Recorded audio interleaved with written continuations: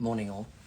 I'm going to do a live today on putting life in perspective, and it's something that is resonating with me right now on so many levels. And I did I asked you all to put in some comments, and I have got thousands of comments, amazing comments, and I'm going to discuss lots of them. But I'm also going to I'm going to start off right now with something that's really weirdly resonating.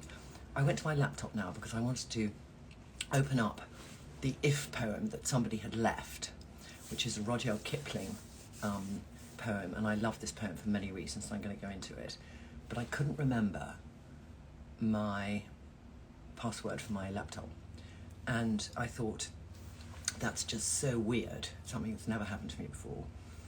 And I realised my head is so full of many things, it hasn't got room at the moment to remember. It will come to me, but it was such a wake-up call just now, because we can fill our head with so many things, and we only have so much space, and I want to fill it with the right things. So that's a nice place to start. Good morning, everybody. Good morning, Barry, Marianne, Relight, Saskia. Good morning, everyone. I'm going to read out, whilst you're all coming on, I'm going to read out some of the comments and the responses I had of what we're going to discuss today. So, and some of them I just thought, yes, they really resonate, and some of them I thought, mindfulness, and we're going to discuss today some ways that I practice mindfulness. If you can't hear, try turning up your phone. Maybe also I didn't have the sound very high up, so hopefully you can hear now. Somebody saying I'm having a struggle at work. I want to know how to put things in perspective. The bigger picture. There's a lot going on right now in the world. There's every few days there'll be something in the news. Obviously, top of the news is what happened in Texas. And, I saw some things that I read around that, lots of things. But one of them was that more kids die by guns between the ages of 5 and 12 than any other method. And I just thought, wow. I'm having a little tough time with Lila right now, and I just thought, it's better to get on and look at the bigger picture. But we'll go into that later.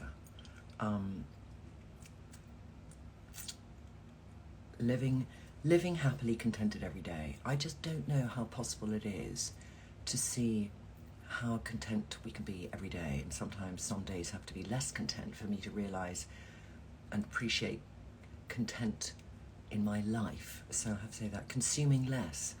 For me, consumption has two parts to it. One is what I call necessary consumption, things we have to go, also many parts actually, necessary consumption. Then there's the consumption that just brings me joy. It brings me joy, and I find something I fall in love with, and I know I'll love it, and I will love it, and I'll look after it, and I'll cherish it. If it's something in my wardrobe, I'll have it for 20 years, and I know I will, because I know how I treat my wardrobe. And then there's that shopping on feelings, which are things that I do when I'm feeling that everything's too confused in my brain. And for me, a sort of, tidying out my cupboards or shopping can be the way of not thinking about what I want to think about, and then I make mistakes.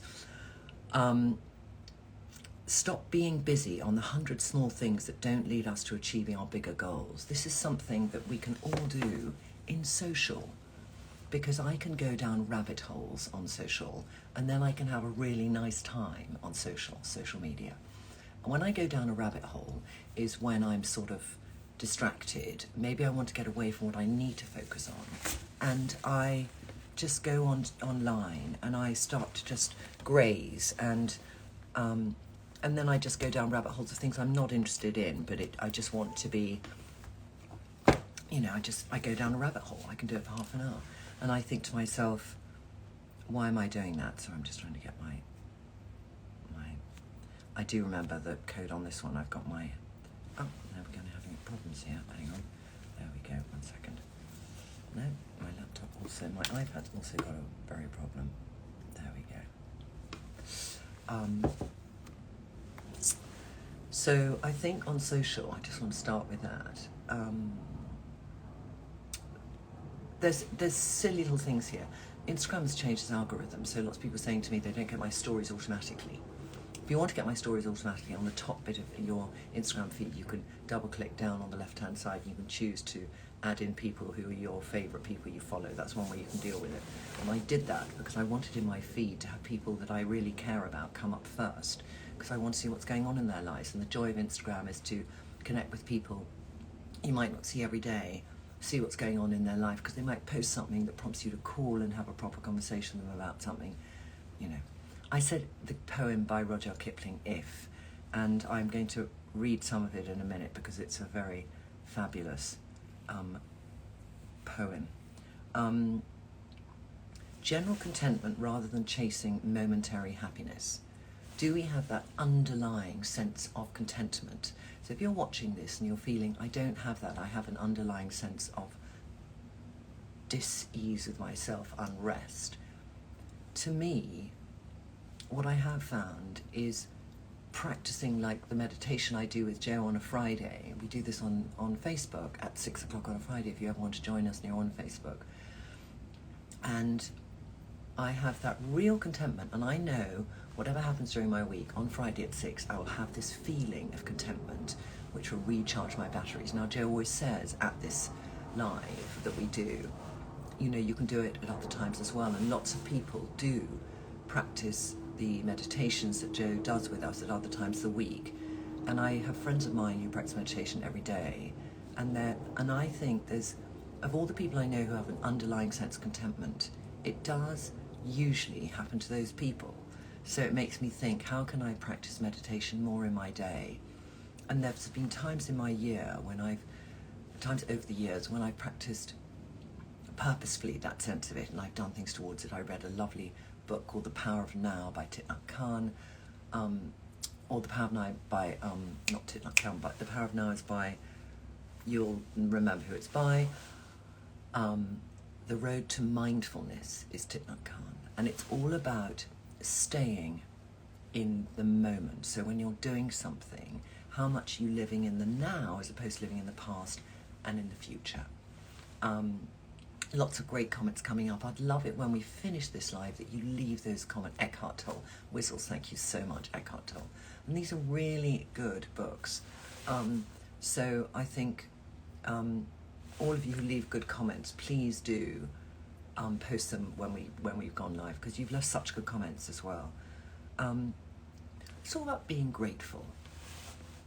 When I was really mad in my 20s and at 26, I went to rehab, and I spent a year sort of doing that.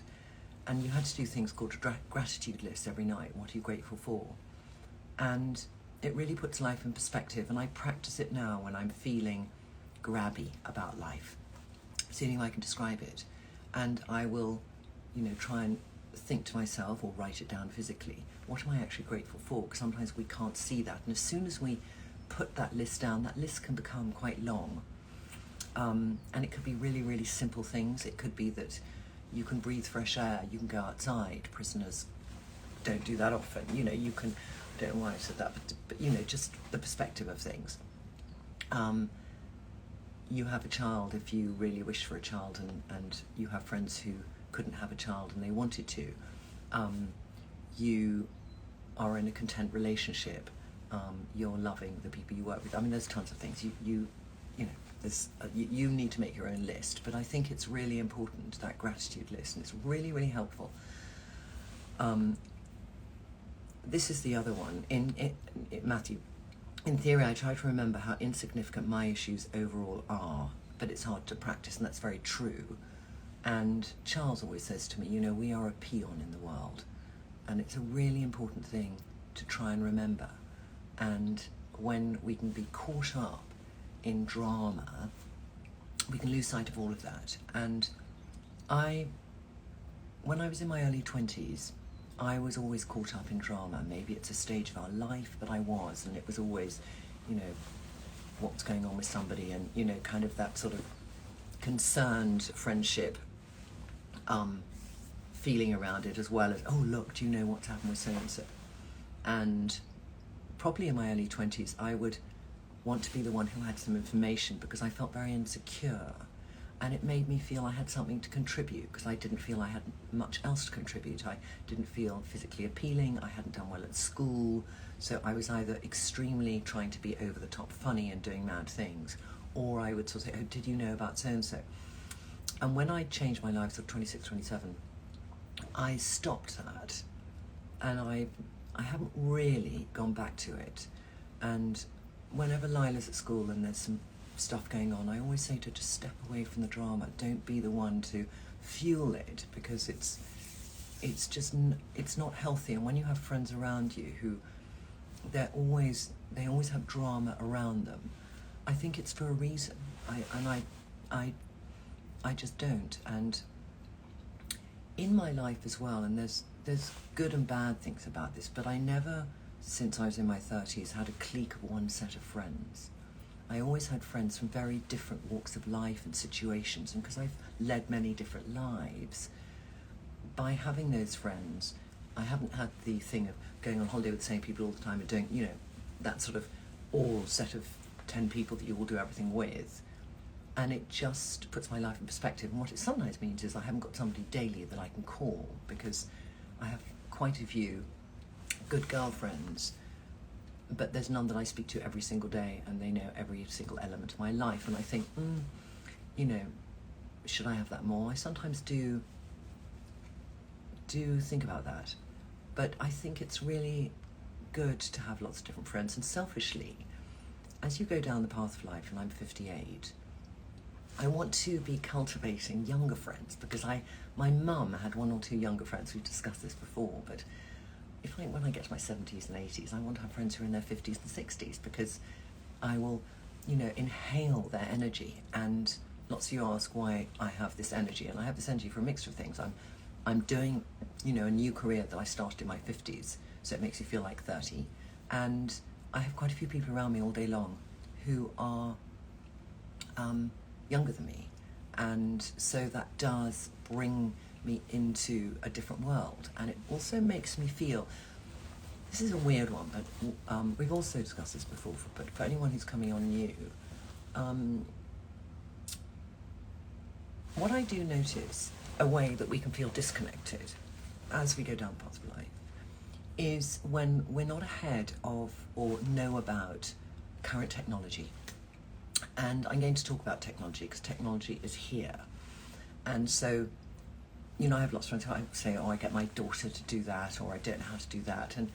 And we can get in that habit because there'll be people around us who know how to do these things better than us. But if we keep up with this a bit, you will feel very ageless. You'll feel you know how things work, you know, whether it's your children telling you all the, you know, how Instagram works if you don't use it much or don't use every feature of it, how TikTok works, you know, the amount of times over lockdown we've all done TikToks with our family and beyond. But just understanding what are their platforms, what are they absorbed by. It's not going to change, it's going to become more and more. You know, we look at the metaverse, and to me the metaverse is something like maybe TikTok and Instagram is to somebody in their 70s.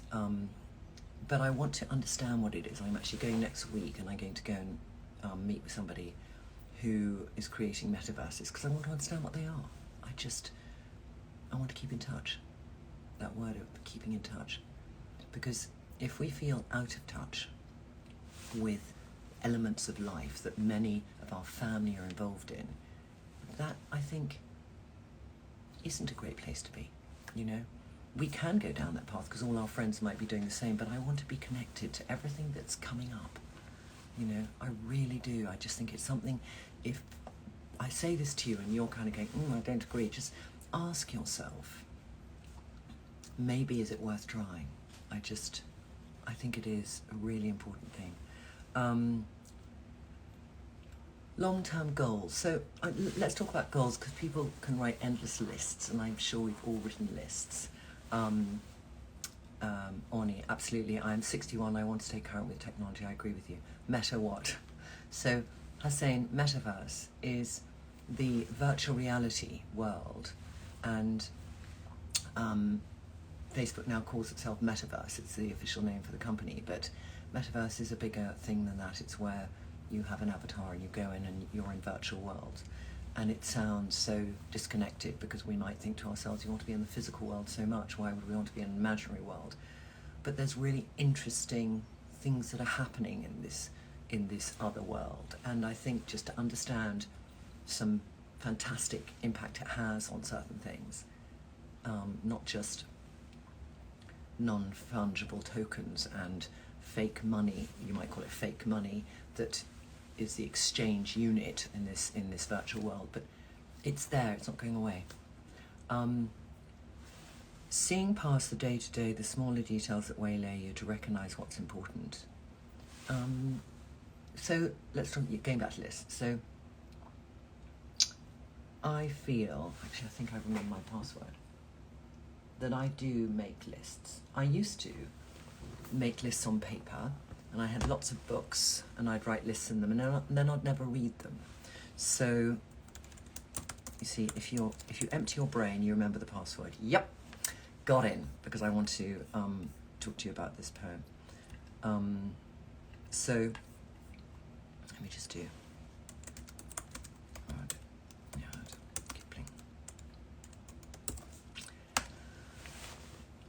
I do lists of things I need to do with people immediately, and then I do kind of bigger lists, which is what do I want to be doing, and then I do a list every year, at the beginning of the year, saying what would I like from this year, and I list 10 things that I would like. Now you can start that list today if you don't do this. It's just, what would you like in a year's time to be in your life?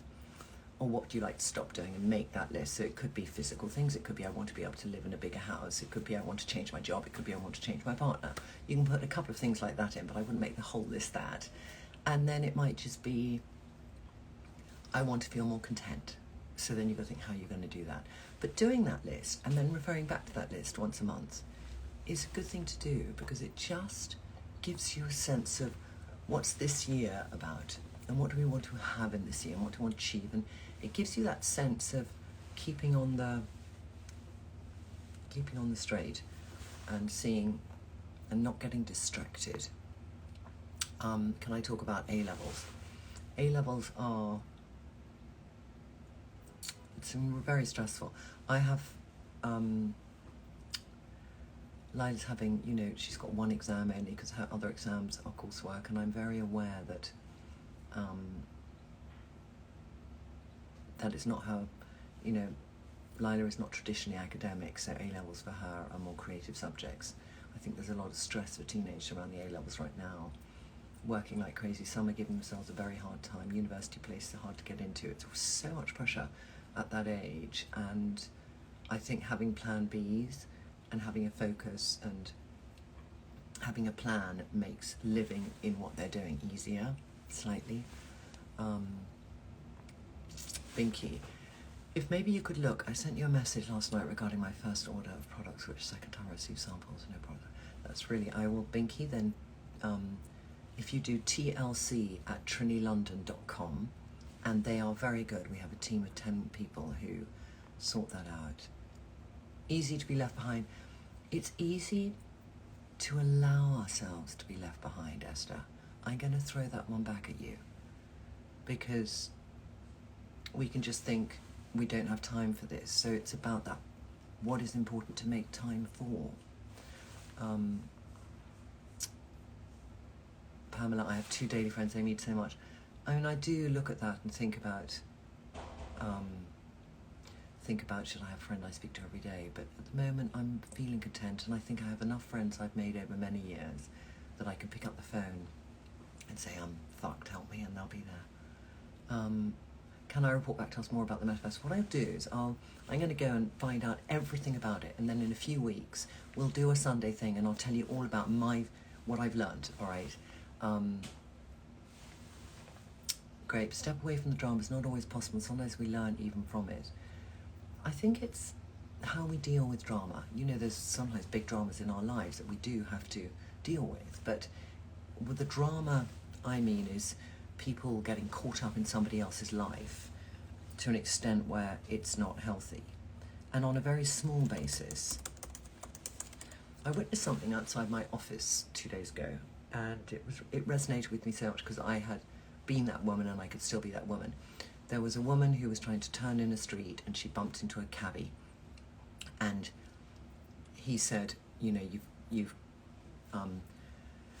damaged my car, and she said, you didn't see me. And the thing is, in London, taxi drivers are very rarely wrong. They just are wrong, very rarely wrong, because they are on the streets all day. They have to drive really carefully. They can't afford to have their cabs to be off the streets, so they're very conscientious drivers.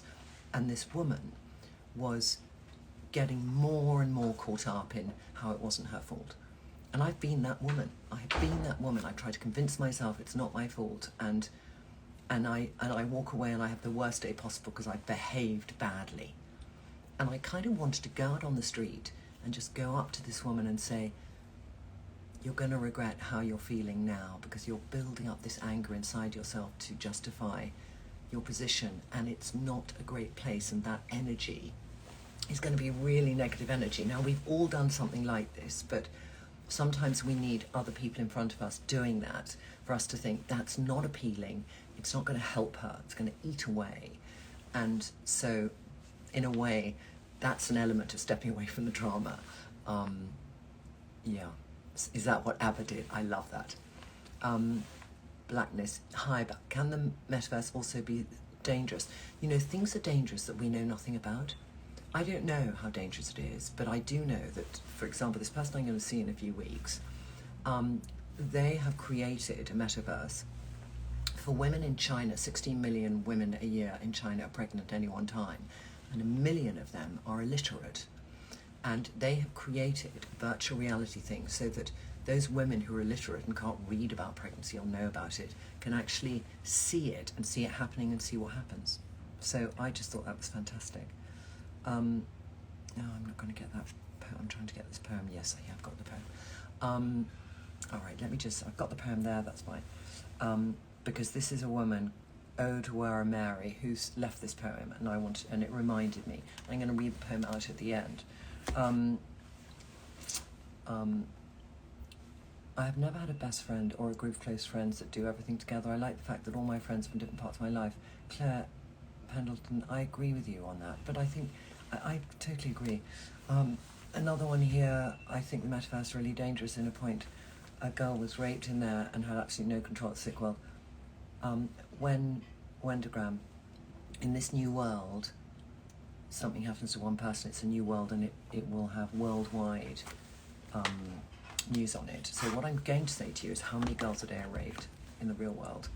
So it's just, but stories like that, I totally agree, they scare us. They make us think, oh my God, I don't want my child to be in there to experience something like that. It's just, we don't know enough, and I think we should learn. That's all I'm thinking right now, and I don't want to judge it yet. Sam, sometimes being grounded is good, and we all need love and somebody to talk to. I also have had many different friends of all ages, and it's great, but sometimes being a strong person can have its drawbacks.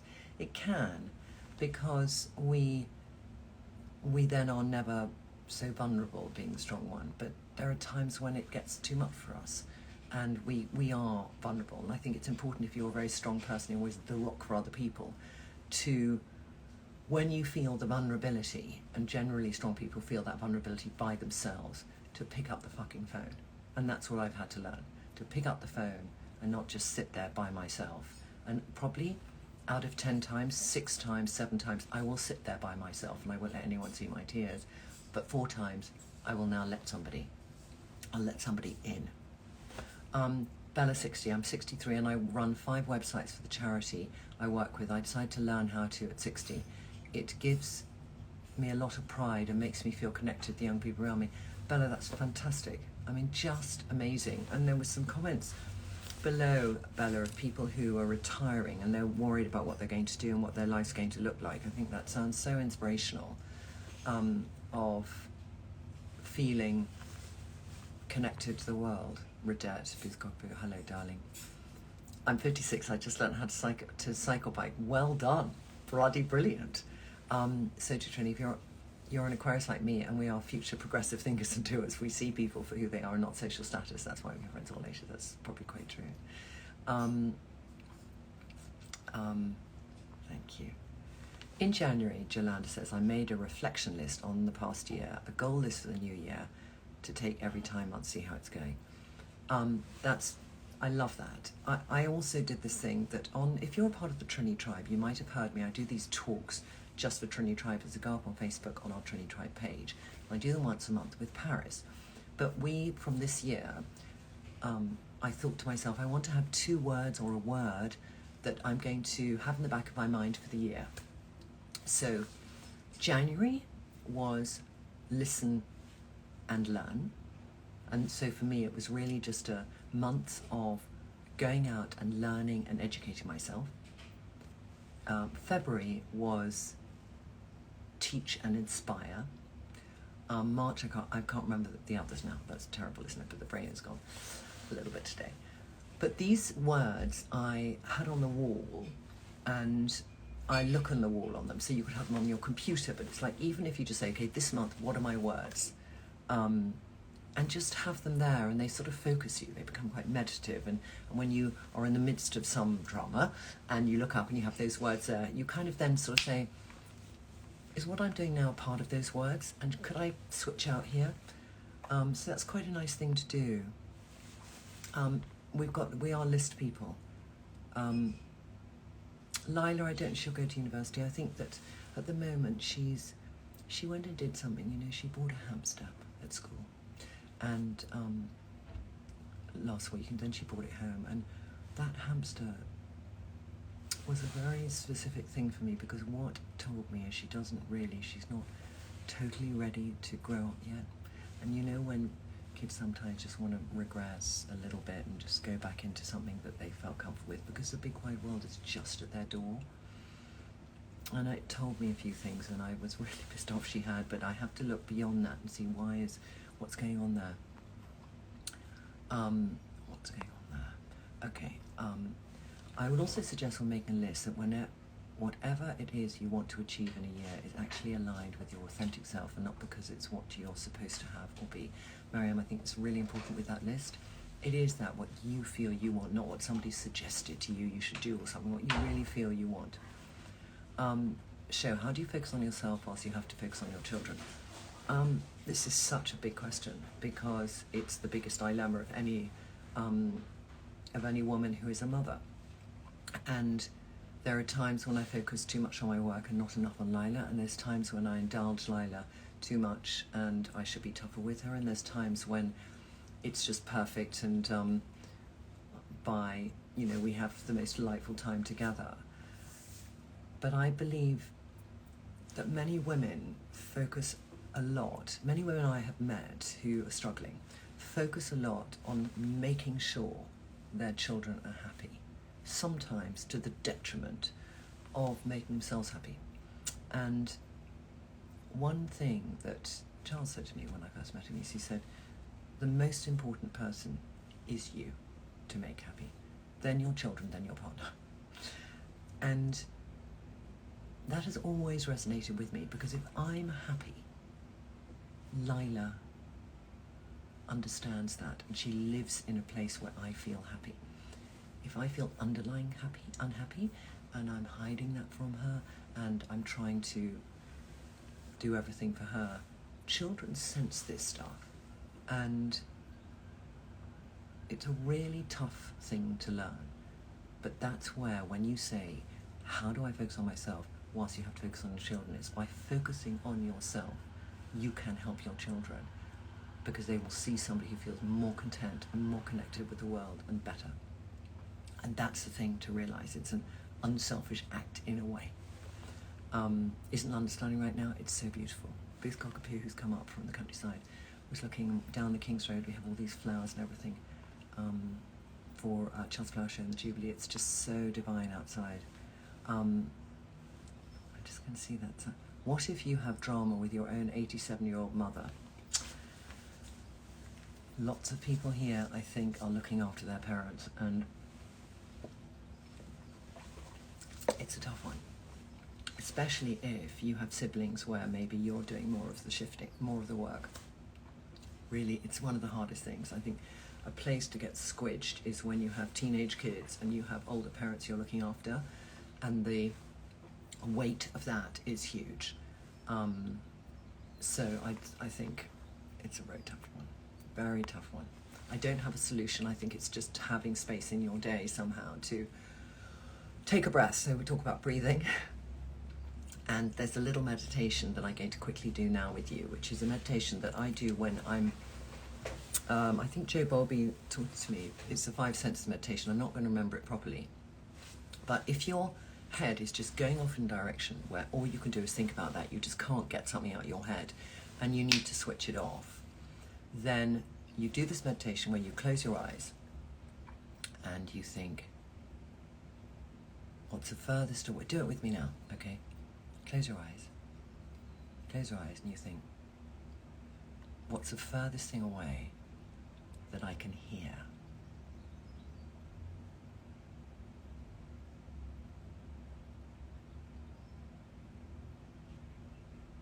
Then what's the closest thing I can hear?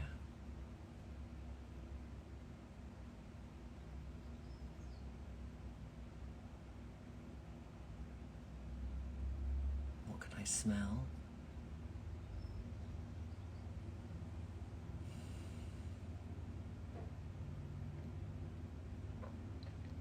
What can I feel? Touch?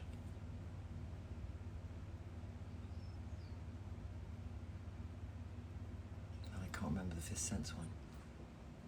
But it just resets. So whatever you think about before we did that, it will have just taken that out, and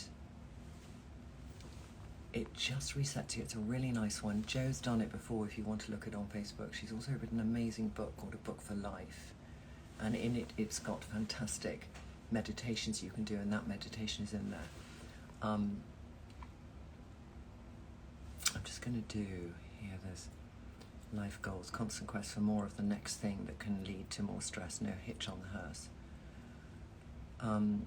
Living true to your values so you don't reach the end and wonder what the point was. That's a big one. Not sweating. The small stuff, focus on the goal. I think it's life means we have to an extent sweat on the full stuff, but it's having those little times. I'm having a beautiful bath whilst watching the Sunday night here. What a treat. I mean, that's just that little time in the week for yourself, even if it's once a week, and you start with once a week and see if you can build it up. Claudia, sometimes being strong is perceived as a threat to others. I had to learn to mellow down, to blend in, as sometimes it's necessary. This also does not make me happy, but life requires it. Sometimes it does.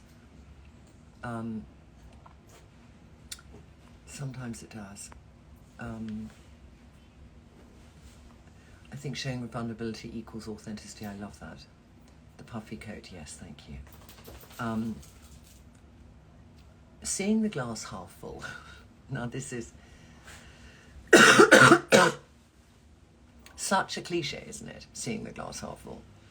But it's also there for a reason, because it is a very true perspective. Is we can look at what's not going right when let's see what is going right in something. And I think when you feel you can just see negativity, it's like the gratitude list. It's like, how do you pull something out to say, okay, what's good about this situation? I have a lot at the moment going on.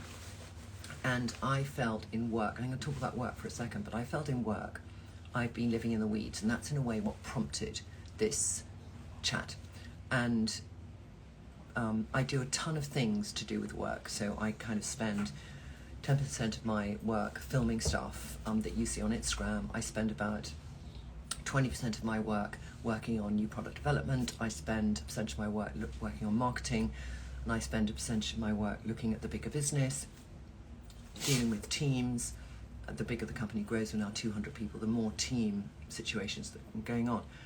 But I realise that there's a lot of people in the business to do things, and I need to focus on the bigger strategy, and I need to be spending more of my time doing that. So last week, in every meeting I was in, I was saying, how important is it I'm in this meeting? Or is this more a tick box for the people in the meeting to feel that I've ticked it off? And who else in that meeting could tick it off and sign it off? So that I can remove myself from things that I don't need to be in, and I can actually look at the bigger picture. So I spent Friday, and I like to write everything that's in my head out, so I did this huge board, and I wrote all the different aspects of our business, whether we do another fundraise, the people in the business, where we're heading, what are the most important things that we should be doing in what order. and on Monday we're going to discuss this as a team. But it was really, I felt so much better coming into this weekend, feeling I'm on that journey, because I've made the effort to do things. I haven't just talked about I need to change stuff. I've actually started to put in place some changes, and that really gets you on the journey. So that's what this all came from.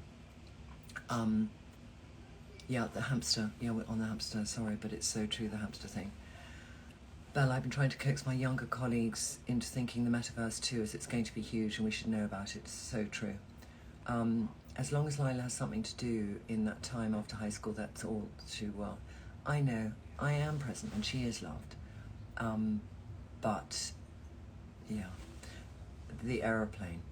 It's like the aeroplane, you have to put your mask on before you can help somebody else. It's so true. You've got to take care of yourself. I mean, we all know this stuff, and sometimes it's just practicing it. The sandwich years, yes. I feel so identified with what I have, that I have to be very strong, particularly dealing with my mum who has Alzheimer's. I live in a different country. Every day I lose her more, and I can be strong anyway. Lulu, that's tough. My mum had Alzheimer's. I know where you're at. I can't believe I'd forgotten my... I'm going to remember it again just so I put it in my password. It really freaked me out that I'd forgotten the password for my computer. I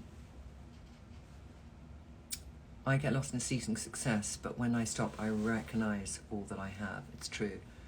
I think we can be on a mission to seek success, whatever that might mean for us. And success might be getting a better job. It might be being recognised in your company, lots of different things. I think what I love about my work is that although we make products and we sell something, I feel that it's more than that. I don't think I could ever do a business where it was just selling you a tea towel. And I feel that, like what we're talking about now, the community that's built up over it is what is its bigger purpose. And I think to have a bigger purpose in something is really important. So even if you're thinking you want to start a business, I kind of ask you, is there a little bigger purpose in that business? I don't have a huge bigger purpose, like sort of changing the world in a physical way, like full on sustainability, like, reducing carbon emission, like, like companies that literally are just B Corp companies. But I feel emotionally what we want to do is make women feel better as a company.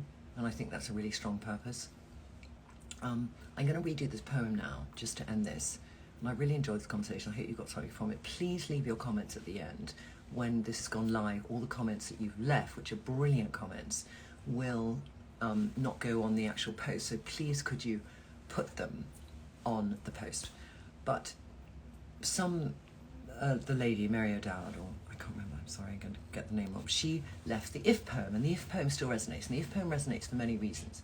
This poem was a poem that Lila read at her father's funeral to 1,000 people. And she was 9, and she read it, and she didn't read it, she memorized it, and she spoke it. And it was such a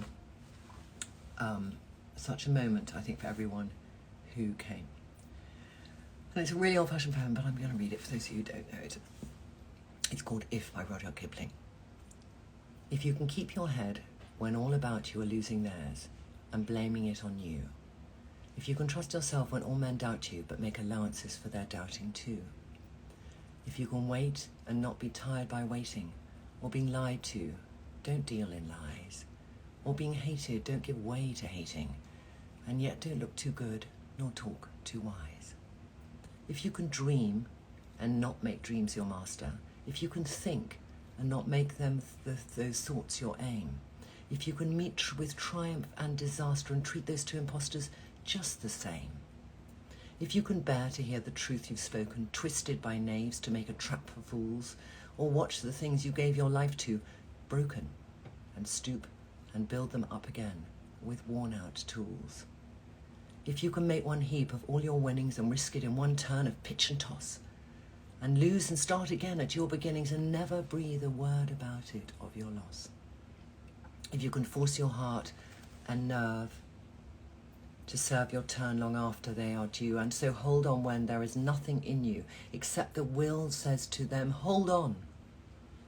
If you can walk with crowds and keep your virtue, or walk with kings, nor lose the common touch, if neither foes nor loving friends can hurt you, if all men count with you, but none too much, if you can fill the unforgiving minute with 60 seconds worth of distance run, yours is the earth and everything that's in it, and what is more, you'll be a man, my son. We could change that all to female pronouns, by the way. I love that poem, and you know, there's so many things in Lila's father that were actually in that poem. I'm going to leave it there. Please leave your comments. We could talk about this for hours, but I don't know if it helped you at all. I hope it did.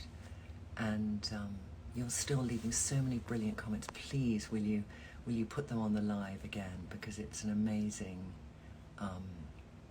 It's amazing. You've written so many brilliant things, and I'm wishing you all a lovely Sunday.